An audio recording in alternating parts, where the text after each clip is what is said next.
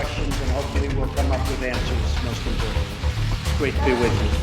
जैसे जैसे अमेरिका के राष्ट्रपति डोनाल्ड ट्रंप की रूस के साथ नजदीकियां बढ़ रही हैं, वैसे ही कई साथी देश अमेरिका से दूरी बनाते दिख रहे हैं। एक रिपोर्ट के मुताबिक अमेरिका के साथी देश अब खुफिया सहयोग में कतराने लगे हैं। अमेरिका के इन साथी देशों में इजराइल, सऊदी अरब के अलावा फाइव आइज अलायंस भी है, जिसमें अमेरिका के अलावा ऑस्ट्रेलिया, कनाडा, न्यूजीलैंड, ब्रिटेन शामिल हैं।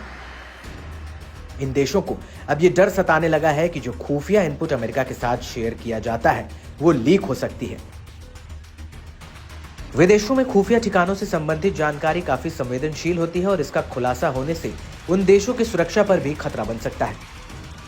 विदेशी ठिकानों और एजेंटों की सुरक्षा किसी भी खुफिया एजेंसी के लिए सर्वोपरि होता है। ऐसे में अपने एजेंट को सुरक्षित रखने और उनकी पहचान बचाने के लिए कुछ विदेशी खुफिया एजेंसी अहम जानकारी साझा न करने का विकल्प चुन सकती हैं।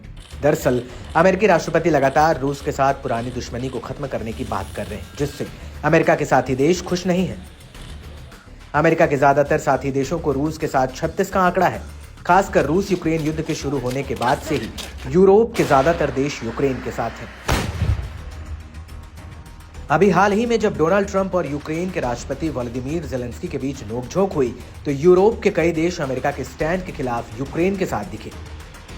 यानी रूस यूक्रेन युद्ध के मसले पर अमेरिका और कई साथी देशों के बीच दरार साफ दिखने लगा।